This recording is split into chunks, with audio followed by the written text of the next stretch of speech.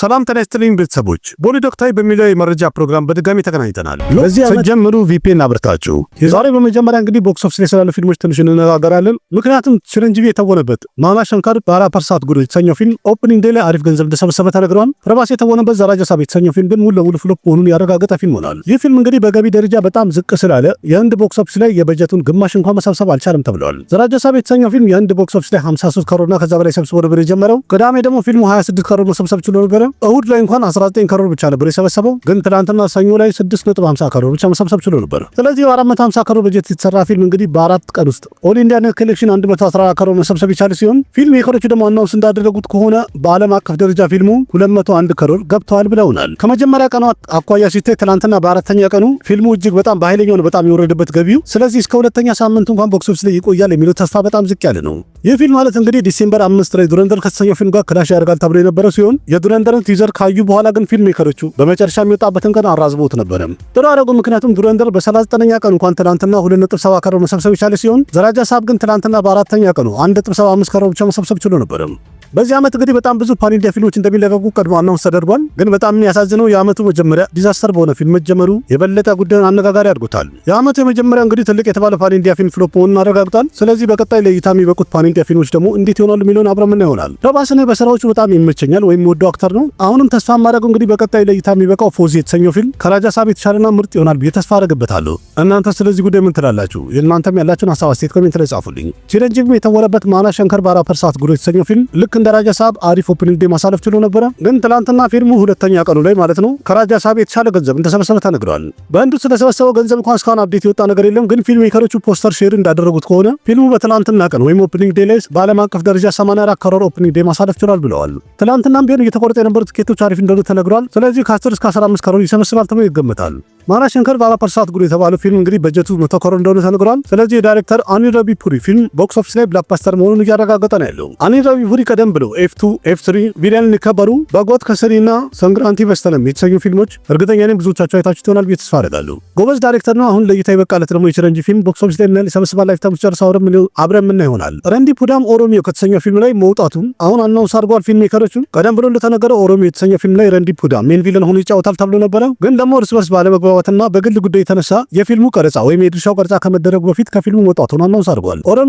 ኦሮሚዮ የተባለ ፊልም እንግዲህ ቀረጻውን ለማጠናቀቅ ትንሽ ፐርሰንት ነው የቀረው። ምክንያቱም ፊልሙ ለእይታ ሊበቃ አንድ ወር ብቻ ነው የቀረው። እንደሚታወቀውም ፌብሩዋሪ 13 በዓለም አቀፍ ደረጃ ለእይታ ይበቃል ብለውናል። የረንዲ ፑዳ ድርሻ ቀረጻ እንግዲህ እስካሁን ድረስ አልተቀረጸም ነበረ። ግን ቀረጻው ከመጀመሩ በፊት ረንዲ ፑዳ ፊልሙን አልሰራም ብሎ ፈርግጦታል ተብሏል። ፊልሙ ለእይታ ሊበቃ እንግዲህ አንድ ወር ነው የቀረው። ስለዚህ ፊልም ሜከሮቹ በረንዲ ፑዳ ቦታ ደግሞ ማን ያስፈርማሉ የሚለውን ገና እናያለን። ካስቲንግ ላይ እንግዲህ ካረፈዱ ምናልባት ፊልሙ የሚወጣበት ቀን ሊራዘም ይችላል የሚለው ፍራቻ እንዳለ ነው። በአጠቃላይ ብቻ የሚባለውና አዲስ ነገር ካለ በቦሊ ዶክተር ይበጣኝ እንደዚህ ያሳውቃቸዋለሁ። አንዳንድ የወጡ መረጃዎች እንደሚያሳዩት ከሆነ ፕሮዲውሰሩ አዲት ቾብራ ጁኒየር ኤዲተርን በድጋሚ እንደተገናኙ የተነገረ ነው ያለው። እንደተባለው ከሆነ ለስፓይ ዩኒቨርሱ አንድ ሶሎ የሆነ ፊልም እንዲሰራለት እያናገረ ነው ተብሏል። እንደሚታወቀው ጁኒየር ኤዲተር ዋርቱ ላይ የረጉን ካራክተር ተጫውቶ ነበር አሪፍ አድርጎ። ስለዚህ አሁን እንደተባለው ከሆነ አዲት ቾብራ ለሱ አንድ ሶሎና ለየት ያለ ፊልም ፕላን እያደረገለት ነው ያለው ተብሏል። ዋርቱ እንኳን ቦክስ ኦፊስ ላይ ፍሎፕ ሆኗል። ግን በፊልሙ ላይ የጁኒየር ኤዲተር ትወናውና አክሽኖቹ ብዙዎቹ ወደውለትና አድንቀውለት ነበር።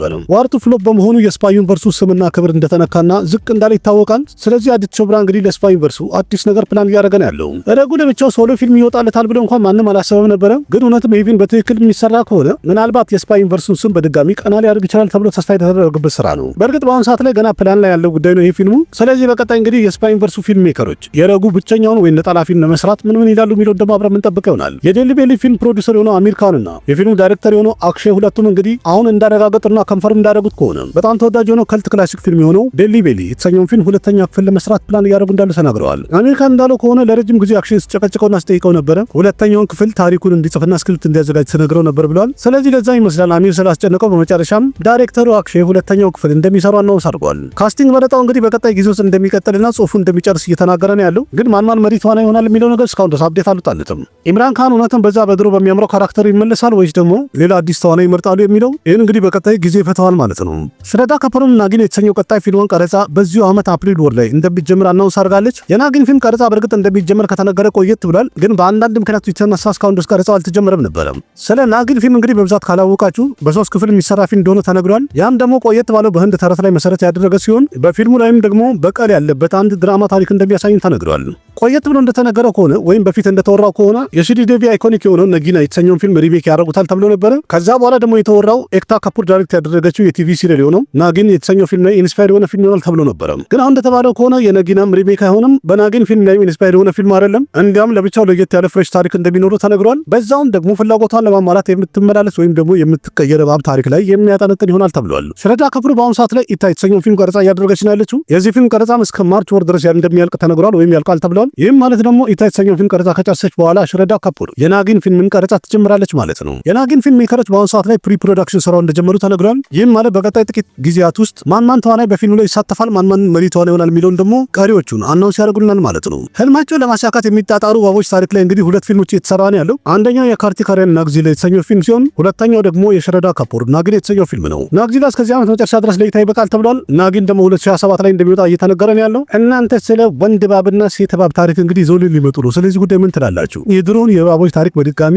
የህንድ ፊልም ላይ ፋሽን እየሆነ ነው መሰለኝ። የያሽ ድረት ላይ ለእይታ ይበቃ የነበረው የቶክሲክ አናውንስመንት ቪዲዮ ላይ እንግዲህ የታየችው የነበረች ልጅ በዛ መኪና ውስጥ በነበረው ሲን ላይ ማለት ነው ህንዶቹ በጣም ተጨናንቀው ማን እንደሆነች ማንነቷን በጣም ሲያፈላልጉና መነጋገሪያ ሆኖ ነበረ። እናም አንዳንዶቹ እንግዲህ ፈልገን አግኝተናት ብለው ሲፖስቱና ሲነጋገሩበት የነበረው አንድ የዩክሬን አክትረስ እንደሆነች ተናግረው ነበረ። አሁን በመጨረሻ ግን የፊልሙ ዳይሬክተር ጊቱ ሞንዳስ እንደተናገረችው ከሆነ የዩክሬን አክትረስ ሳትሆን አንድ ብራዚላዊት ሞዴል እንደሆነችና በትወናም ብቃት እንዳላት አናውንስ አድርጋለች። ይህን በአሁኑ ሰዓት ላይ እንግዲህ ህንዶቹ በጣም መቀባበያና መነጋገር ያድርገውታል። እዚህ ጋር እንግዲህ እንደምታውቁት ቪዲዮን እንኳን ማሳየት አልችልም፣ ከዚህ በፊትም አሳይቼ ብሎክ አድርጎብኝ ነበረ። ስለዚህ ያው ገብቷቸዋል ስለ የትኛው እንደማወራ። ግን ማን ነበረች የሚለው ይህን ላይ ያስጨንቃል። ግን በጣም የሚገርም እኮ ነው። በጣም ተጨንቀው አፈላልገው ምናምን በርብረው ያወጡበት መንገድ በጣም አስቆይ ነው የምነግራችሁ። ግን ደግሞ ቀደም ብሎ ፊልም ሜከሮች እንደተናገሩት የአናውንስመንት ቪዲዮ ነው ካሉ በቀጣይ ደግሞ ቲዘር ይኖራል፣ ከዛ በኋላ ደግሞ ትሬለር ይኖራል ማለት ነው። በእርግጥ ፊልሙ ለመውጣት ትንሽ ጊዜ ይቀረዋል። ስለዚህ የአናውንስመንት ቪዲዮ ጫጫታ ልክ ዝቅ እያለ ሲመጣ ደግሞ ቲዘር ይለቃሉ። የቲዘሩ ደግሞ መልሶ ቀዝቀዝ ሲል ደግሞ ትሬለር ይለቃሉ። በዛ መሀል ላይ የፊልሙን ሃይፕ ከፍ ያደርጉ ይሄዳሉ ማለት ነው። አሪፍ ስትራቴጂ ነው። በእርግጥ በዚህ ፊልም ላይ መሪ ሴት ተዋናዮቹ ጠቅላላ ህንዳዊ እንደሆኑና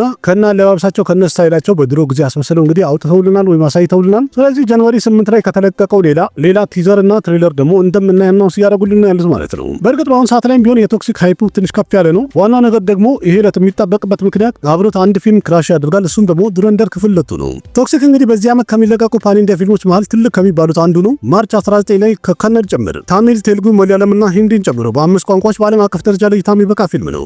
ሎካ ቻፕተር 1 ላይ መሪ ተዋናይ የነበረችው ከልያኒ ፕሪያደርሸን በአሁኑ ሰዓት ላይ ወደ ቦሊውድ እግሯን እያስገባች ነው። አንድ ብላ ስራዋን እንደምትጀምር ተነግሯል።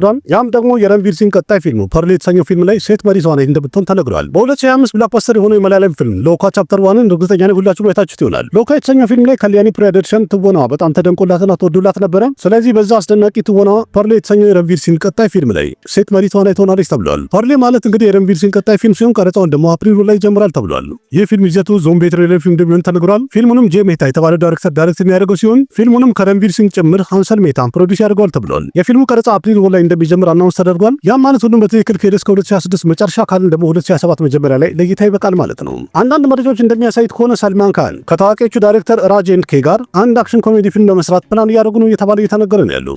መረጃው እንደሚያሳየው ከሆነ ሰልማን ካን የፊልሙን ቤዚክ የሆነ አይዲያዎችን ሰምቷቸዋል። ሰልማንም አይዲያውን እንደወደደ የተነገረ ሲሆን እንደዛም ሆኖ ግን ስለ ፊልሙ ምንም መልስ አልሰጠም እየተባለ ነው። በአሁኑ ሰዓት ላይ እንደሚታወቀው ሰልማን ካን የባትል ኦፍ ገልዋን ፊልምን ቀረጻ ሙሉ ለሙሉ ጨርሶታል። ስለዚህ ስለ ቀጣይ ፊልሙ እንግዲህ አዲስ ነገር ፕላን እያደረገ ነው ያለው። ያለፉት ጥቂት ቀናት እንግዲህ ሰልማን አድናቂዎች በቀጣይ ፊልሙ ዙሪያ ላይ በጣም ብዙ ነገር ፖስት እያደረጉና መነጋገሪያ እያደረጉ ነው ያሉት። በዛም የተለያዩ ዳይሬክተሮች ዳይሬክት ያደርጉለታል ቀጣይ ፊልሙን እያሉ እያወሩ ነው ያሉት። እንደዛም ሆኖ ግን ሰልማን ካን በቀጣይ የትኛውን ፊልም ይሰራል የሚለው የተረጋገጠ ነገር የለውም። ኪክቱ እንደሚሰራ እንኳን ተነግሮ ነበረ፣ ግን ረጅም ጊዜ ሆነው ስለ ኪክቱ ምንም አይነት አፕዴት አልወጣም። እንደዛም ሆኖ ግን ሰልማን ካን በቀጣይ ስለሚሰራው ፊልም በጣም ሲሪየስ ነው። ስለዚህ በቀጣይ የምናየው እንግዲህ ባትል ኦፍ ገልዋን የተሰኘው ፊልም ለእይታ ከበቃ በኋላ ሰልማን ካን የትኛውን ፊልም እንደሚሰራ ማየቱ የሚያዝናና ይመስላል።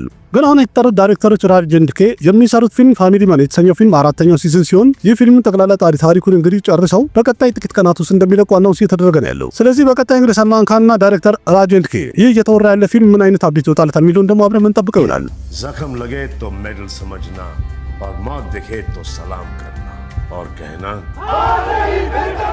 ስላሉ አርጁን አንዳንድ መረጃዎች ይወጡ ነው ያሉት። አሉ አርጁን በድጋሚ ከሽሪ ቪክረም ስሪኒቫስ ጋር 4ኛ ፊልም ለመስራት ፕላን እያደረገ ነው ያለው ተብሎ እየተነገረ ነው ያለው። አሉ አርጁንና ሽሪ ቪክረም ስሪኒቫስ የተባሉ ዳይሬክተር እንግዲህ ፊልማቸው አንድ ማይቶሎጂካል ፊልም ይሆናል የተባለ ሲሆን ይህ ፊልም እንግዲህ 1000 ክሮር በጀት ወጥቶበት ሊሰራ ይችላል ተብሎ እየተነገረ ነው ያለው። ከራማይን በኋላ እንግዲህ ይህም ህንድ ውስጥ ከሚሰሩ ፊልሞች መሃል አንደኛው ውዱና በውድነቱ የሚጠራ ፊልም ሆኗል። በፊልሙ ላይም ደግሞ ከአሉ አርጁን ጋር ሌሎችም ትልልቅ የሚባሉ ተዋናዮች ከፊት መሪ ቦታውን ይዘው ይጫወቱበታል የተባለ ፊልም ሆኗል። ስለዚህ ስለዚህ ይህ ፊልም እንደሚሰራ እንግዲህ ያለፉት ጥቂት ቀናት ውስጥ በጣም በብዛት እየተወራ ነው ያለው። ይህም ማለት እንግዲህ ፊልሙ በትክክል የሚሰራ ከሆነ በቀጣይ ጥቂት ቀናት ውስጥ የፊልሙን አናውንስመንት እንሰማለን ማለት ነው። አሉ አርጁን በአሁኑ ሰዓት ላይ ከአትሌ ኩማር ጋር የሚሰራውን ፊልም ቀረጻ ላይ እንዳለ እየተነገረ ነው ያለው። ይህን ከጨረሰ በኋላ ደግሞ የአሉ አርጁን ቀጣይ ፊልም የሆነው ከትሪቪክረም ሽሪኒቫስ ጋር ሲሆን ይህ ፊልም በጣም በትልቅ ሌቭል ቀረጻ እንደሚደረግለት እየተነገረ ነው ያለው። ስለዚህ እንግዲህ የአሉ አርጁን ቀጣይ ፊልሙ ኦፊሻል አፕዴት እስከሚወጣ እንጠብቃለን ማለት ነው። አካንዳት የተሰኘው በጣም ተጠብቆ ፍሎፕ ከሆነ በኋላ ነንደሙርሊ ባላክሪሽና በቀጣይ ስለሚሰራቸው ፊልሞች ላይ ብዙ ለውጦችን እያደረገ እንዳለ እየተነገረ ነው ያለው። አካንዳቱ በእርግጥ ፊልም ሜከሮች ሆነ ተመልካቹ በጣም ተስፋ ያደረገበት ፊልም ነበረ። ግን ፊልሙ ተሰርቶ አልቆ ለእይታ በበቃ ሰዓት ላይ ተመልካቹንም መሳብና መመሰጥ አልቻለም። በመጨረሻም ፊልሙ ፍሎፕ ሆኖ ነበር ቦክስ ኦፊስ ላይ። ስለዚህ የዚህ ፊልም ፍሎፕ መሆን ባላክሪሽናንም ሆነ ሌሎች ዳይሬክተሮችን በጣም ያስደነገጠና ያልታሰበ ክስተት ሆኖባቸዋል። በቀጣይ ስለሚሰራ ፊልም ላይ እንግዲህ ያነበራቸውን ፕላን እንዳለ እየቀየሩ እንዳለ እየተነገረ ነው ያለው። የባላክሪሽና ቀጣይ ፊልሙ ኤምቢኬ 111 የተባለ ሲሆን ይህንን ፊልም ጎፒ ቸማኔ የተባለ ዳይሬክተር ሲሆን ዳይሬክት የሚያደርገው ቀደም ብሎም ቪርሲማሬድ የተሰኘውን ፊልም ዳይሬክት አድርጎለት ነበረ። የባላክሪሽና 111ኛ ፊልሙ በጀቱ ትንሽ ዝቅ እንዲል በጣም እየሰሩበትና እየጣሩ ያሉበት ሁኔታ እንዳለ እየተነገረ ነው ያለው። ስክሪፕቱ ላይም ቢሆን ትልቅ ለውጥ እያደረጉ ነው ያሉት። ምክንያቱም ከማስ ኦዲየንስ ጭምር ፋሚሊ ኦዲየንሶቹም እንዲወዱት ለማድረግ እየተጣጣሩ ነው ያሉት። የባላክሪሽና ቀጣይ ፊልሙ በቀጣይ ጥቂት ቀናት ቀረጻው እንደሚጀምር እየተነገረ ነው ያለው። ሁሉም ነገር በትክክል ከሄደ እንግዲህ ይህ ፊልም ጣጣውን ጨርሶ እስከዚህ ዓመት መጨረሻ ድረስ ለእይታ ይበቃል ተብሏል። የረቪ ቴጃ ቀጣይ ፊልሙ BMW ትሬለሩ ጃንዋሪ 7 ላይ ለእይታ በቅቶ ነበረ። ያን ደግሞ ተመልካቹ በጣም እንደወደው እየተነገረ ነው ያለው። በእርግጥ ቀደም ብሎ የወጣው ቲዘሩም ራሱ በታየ ሰዓት ላይ ተመልካቹ ወዶት ነበረ። ዋናው ነገር ደግሞ ኮሜዲ ነው እንጂ ምንም ነገር አልነበረውም። በእርግጥ በባል በሚስትና በገርፍሬንድ መሃል ላይ ያለ ታሪክን በጣም ብዙ ፊልሞች አንስተው አሳይተውን ነበረ። ግን የኛ ፊልም ትንሽ ለየት ያለ ነገር ያለው ይመስላል። ረቪ ቴጃ ደግሞ በፊልሙ ላይ መሪ ተዋናይ ነው። ትሬለሩ ጃንዋሪ 7 ላይ ለእይታ በቅቶ እንግዲህ ተወዳጅነትን አግኝቶ ነበረ። እንደተባለው እንግዲህ ዛሬ ላይ ፊልሙ ለእይታ በቅቷል። ያው ቪዲዮውን ስታዩ ትናንት ላይ እንደማለት ነው። వైఫ్ ఉందని ఎందుకు చెప్పలేదు? వదినోళ్ళు చెల్లంటే నా వైఫేగా. አቫታር 3ኛው ክፍል ወይም ፋየር ኤንድ አሽ የተባለው ፊልም በዓለም አቀፍ ደረጃ $1 ቢሊዮን ማለፍ ችሏል። ይህም ደግሞ ጄምስ ካሜሩን የዓለማችን የመጀመሪያ ዳይሬክተር ያደረገው ሲሆን በላይ የሰራቸው 4 ፊልሞቹ በዓለም አቀፍ ደረጃ $1 ቢሊዮን እና ከዛ በላይ የበለጡ ገንዘቦችን የሰበሰበ የመጀመሪያው ዳይሬክተር አስብሎታል። የ1997 ታይታኒክ የተሰኘው ፊልም፣ በ2009 ደግሞ ለእይታ የበቃው አቫታር የመጀመሪያው ክፍል፣ በ2022 ለእይታ የበቃው አቫታር ሁለተኛው ክፍል እና በ2025 ለእይታ የበቃው አቫታር 3ኛው ክፍል። አቫታር 3ኛው ክፍል ዩኤስ ቦክስ ኦፊስ ላይ $306 ሚሊዮን እና ከዛ በላይ እንደሰበሰበ የተነገረ ሲሆን በዓለም አቀፍ ደረጃ ደግሞ ፊልሙ ቦክስ ኦፊስ ላይ $775 ሚሊዮን እና ከዛ በላይ መሰብሰብ ችሏል። ይህ ፊልም እንግዲህ በህንድ ውስጥም ቢሆን 215 ከሮር በግሮስ ኮሌክሽን መሰብሰቡ ተነግሮ ነበር። ምንም እንኳን ፊልሙ በታሪኩ የተነሳ የተወቀሰ ቢሆንም ግን ፊልሙ አሁንም ቢሆን $1 ሚሊዮን ይገባል ተብሎ እየተነገረለትና እየተመሰከረለት ነው ያለው። ጄምስ ካሜሩን በቀጣይ እንግዲህ የሚሰራው አቫታር 4ኛው ክፍል ሲሆን ለእይታ በቃ ሰዓት ላይ ፊልሙ ደግሞ ምንም ጥርጥር የለውም $1 ቢሊዮን ሊያልፍ ይችላል ተብሎ ይመሰከርለታል ወይም ይጠበቃል። ስለዚህ በቀጣይ እንግዲህ ስለ አቫታር 4ኛው ክፍል ደግሞ ቀሪ አፕዴት እስከሚወጣ ድረስ እንጠብቃለን ማለት ነው።